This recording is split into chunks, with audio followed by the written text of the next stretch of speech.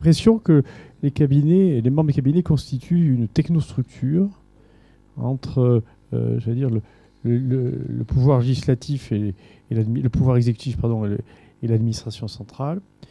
Et si oui, comment? Est-ce que vous avez une réflexion? Et deuxième qui va dans ce sens, est-ce que par rapport à une réflexion européenne, vous avez constaté que le nombre des cabinets, des membres des cabinets ministériels en France est plus important en moyenne européenne, ou c'est dans la norme? Puisqu'il y a un grand débat, c'est toujours tous les gouvernements, quand tous les partis politiques, quand ils sont dans l'opposition, demandent une réduction du nombre des membres de cabinet, les mêmes quand ils sont au gouvernement font exactement l'inverse.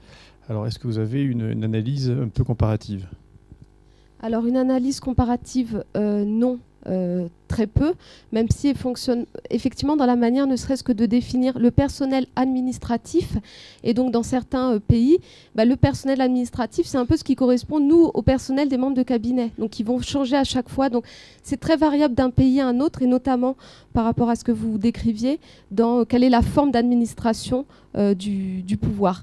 Donc je ne pourrais pas vous répondre sur cette question européenne, ou en tout cas de manière très approximative. Après, concernant la structure même des cabinets, c'est vrai que là aussi, alors je ne suis pas du tout dans les sciences administratives, juridiques, je pense que les auteurs dont on a parlé y répondraient bien mieux. Ce qu'on peut dire, c'est que ce pouvoir, en tout cas, puisque moi je suis vraiment sur les perceptions, les représentations, il est pensé comme, notamment quand on est à l'extérieur de ces cabinets, comme hautement important. Il est même parfois dénoncé, justement, comme étant trop important par rapport au pouvoir des députés, par exemple, la comparaison, ou des sénateurs.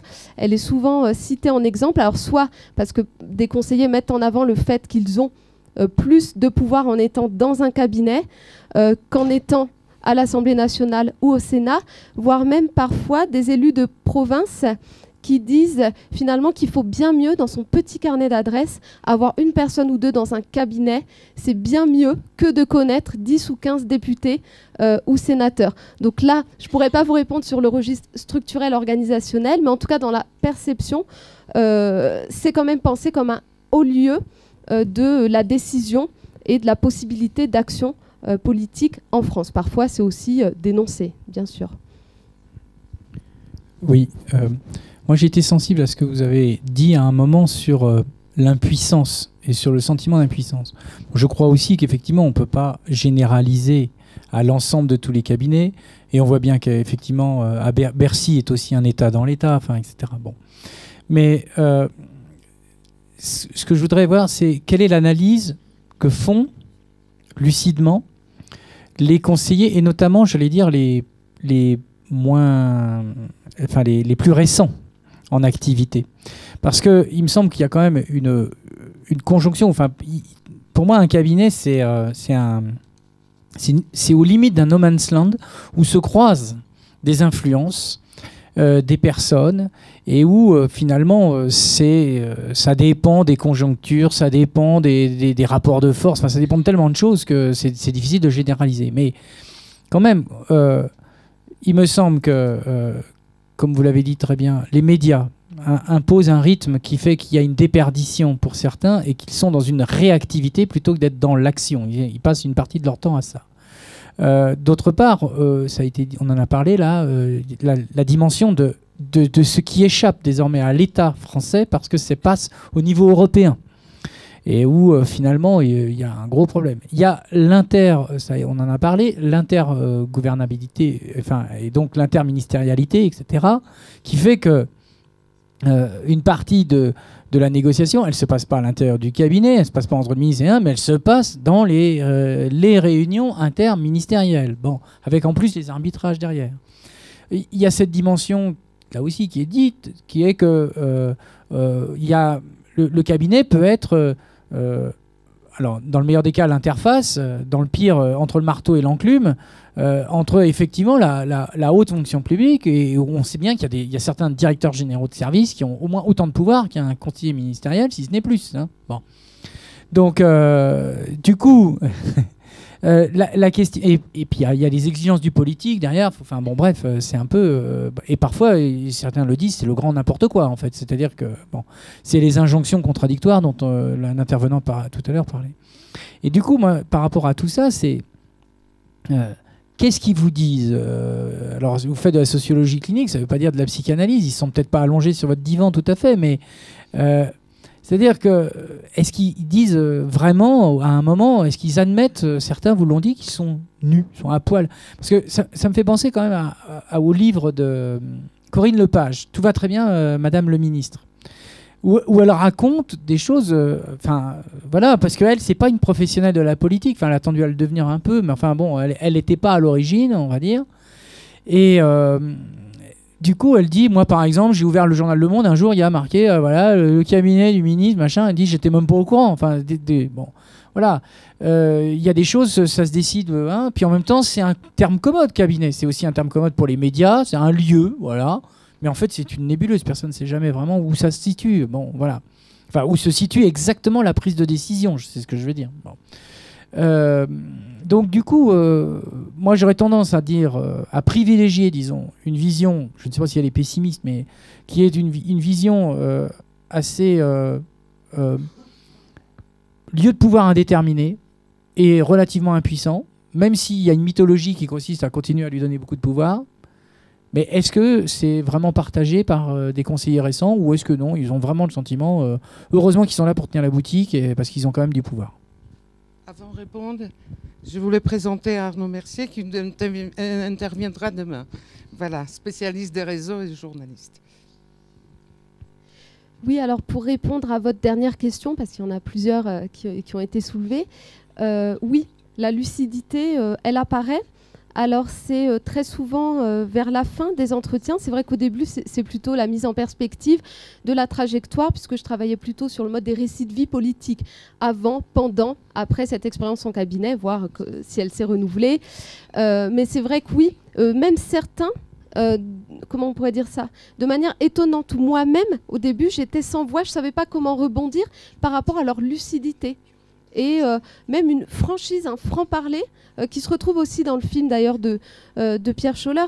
J'en étais moi-même sans voix. Par rapport à cette lucidité, je disais tout à l'heure le conseiller, et vous en parliez comme on les nomme, les piliers de cabinet, c'est-à-dire qui a vraiment fait sa carrière, mais c'était incroyable, ce moment de lucidité, de souffrance, hein, aussi pour lui-même, et parfois même certains avec des exemples très parlants. Je pense à des conseillers, des anciens conseillers qui vont dire à l'époque on pouvait, alors le ministre, même le directeur de cabinet, il prenait son téléphone, il appelait un grand patron, mais il pouvait lui passer un savon, il pouvait le faire changer d'avis.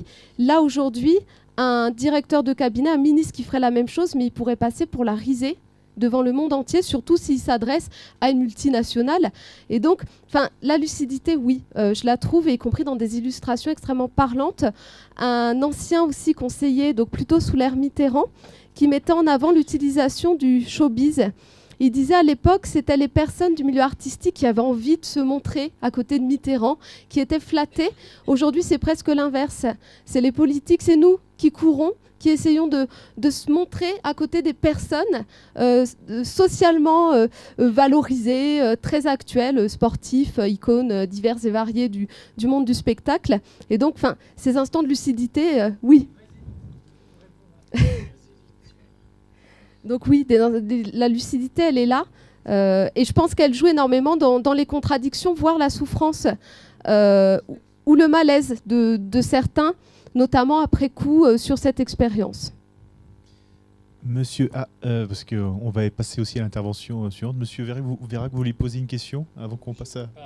Priver les participants de droit de parole, mais c'est vrai que je voulais juste apporter un témoignage complémentaire, puisque avant d'être dans le monde patronal, j'ai été dans ce qu'on appelle la haute administration, et j'ai notamment géré les moyens des cabinets ministériels, ce qu'à une époque on appelait les fonds secrets. Et je crois d'ailleurs avoir survécu à 9 ministres, ce qui était pas mal, compte tenu du stress généré par certains d'entre eux, ou certaines de leurs épouses. Et je voudrais quand même dire que je trouvais ce que vous avez dit tout à fait passionnant, mais moi je pense qu'il y a quand même un point à dire. Un premier point à dire, c'est qu'il y a quand même eu un avant Sarkozy et un après Sarkozy. C'est-à-dire que ce qu'on a appelé l'hyper-présidentialisation, ça s'est quand même traduit dès 2007, et je pense que ça continue dans une certaine mesure aujourd'hui. Ça s'est traduit dès 2007 par une concentration de toutes les décisions parmi les conseillers de l'Élysée, et une perte de pouvoir, une très forte dépossession des conseillers ministériels, des ministères techniques, des départements ministériels, y compris à Matignon. Et si j'en juge par les petites choses que je fais aujourd'hui sur, par exemple, les projets de loi sécurisation de l'emploi, j'ai quand même le sentiment que cette donnée est pérenne et va dépasser la simple péripétie du précédent président de la République, si tant est que ce soit une péripétie. Et il y a quand même deux choses que moi je crois importantes dans les cabinets. C'est d'abord qu'il y a une mécanique de répétition systématique, c'est que les cabinets commencent toujours avec une doctrine vertueuse dont on sera très peu nombreux et on travaillera très bien, bien mieux que les autres. Et au bout d'1 an, on s'aperçoit qu'on double les effectifs, et au bout de 2 ans, on triple les effectifs. Tous les gouvernements sont passés par là, et tous les cabinets passent par cette espèce de constat progressif d'une impuissance qu'ils essayent de gérer par des surrecrutements dans tous les sens. Et troisième point quand même, je pense que par rapport à l'époque que certains ont connue, il y a un phénomène qui se consolide année après année, c'est que le passage en cabinet ministériel est un moment essentiel dans la carrière du fonctionnaire. C'est-à-dire qu'aujourd'hui, les fonctionnaires, faute d'une politique de ressources humaines claire, les fonctionnaires d'administration centrale, faute d'une politique de ressources humaines claire, ne connaissent que le passage en cabinet ministériel pour assurer leur promotion professionnelle. Et qu'aujourd'hui, on vit quand même un drame, qui est que notre belle fonction publique apolitique, qui a fait la reconstruction de la France après 1945, est en train de vivre une phase de politisation profonde.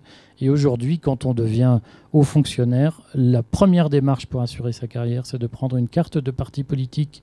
Et la deuxième démarche, c'est de se mettre dans une écurie et de déposer son CV pour passer dans un cabinet ministériel, parce que pour accéder aux fonctions de direction, aux emplois fonctionnels, la seule vraie carte à jouer, c'est le passage en cabinet.